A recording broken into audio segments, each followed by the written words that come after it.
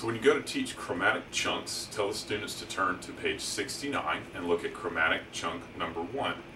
Chromatic chunks are going to take that really daunting full range chromatic scale and break it into smaller chunks. A friend of mine calls it the traumatic scale. So most chromatic chunks are comprised of just 8 different pitches. Some people try to teach it by an octave, but that's 12 different pitches, and 5 of them are probably going to be new for your students. So I like to make it a little shorter, a little slower, a little less to learn at a time.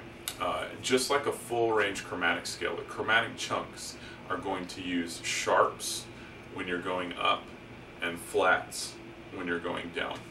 And that notation is very confusing for young players who tend to struggle with those inharmonic notations, like C sharp is the same thing as D flat. Sometimes that will really blow their mind. So seeing it in this chunk in a smaller segment will be a little bit easier for them to digest. So I just tell my students, as we're working on these, to look up each pitch in the fingering chart and then make sure that the fingering that they've found actually matches the annotations below the pitches.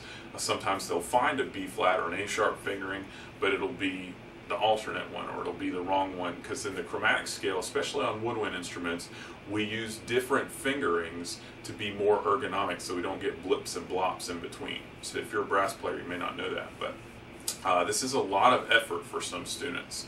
But while I'm working with one instrument, I tell every other instrument group to be studying the letter names, fingering charts, and annotations. And you may have to totally stop teaching. If you're teaching the flutes, their first chromatic chunk, and it looks like you've lost 90% of the class, you may have to stop and be like, all right, we're all going to study the fingering chart right now. Put your finger on the first note of the chromatic scale. Now go find it in your fingering chart. Okay, now take your fingers off and put your fingers on the instrument to put it, do the right fingering. It's kind of easy to lose them as you study the chromatic scale, because it's really foreign from what they've done. Especially if you're in middle school and you're teaching out of a method book, there's not a whole lot of chromatic stuff until way later. So these chromatic chunks are not designed to be played as a full band. So if you try, it's going to sound terrible. And when teaching, you should work with the flutes and then have them play while the other students are studying. Like I said, the 3 things: the letter names, fingering charts, and annotations, or airing and fingering if they've already done a good amount of study and they just want to try to figure out what it feels like.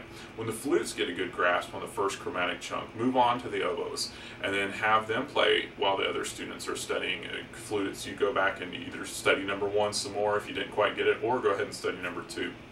I would not try to go through all instruments in one class period. That would take a lot more than 15 minutes, and most kids, you'd lose them. And even in a shorter segment with this type of study, since it's not full band all the time, it would be easy to lose them. So short, intense bursts.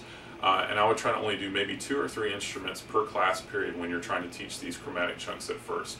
But then, so that everybody gets to play a chromatic chunk, to sum up the chromatic chunk study time, just allow all the students to play all at once. Yeah, it's going to sound terrible, but it will at least allow them to play this thing that they've been studying for the last 5 minutes or so.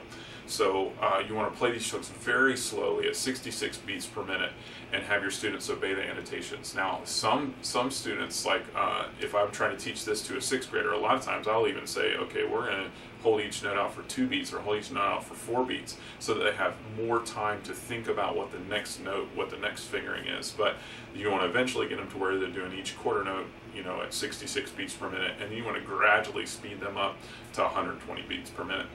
Just have them play these scales over and over, and this will probably take a lot more repetitions than learning a pentascale or learning the written scale or learning a level 3 scale or something like that. The chromatic scale is just kind of foreign to their way of thinking often, so play them over and over and over until they memorize them.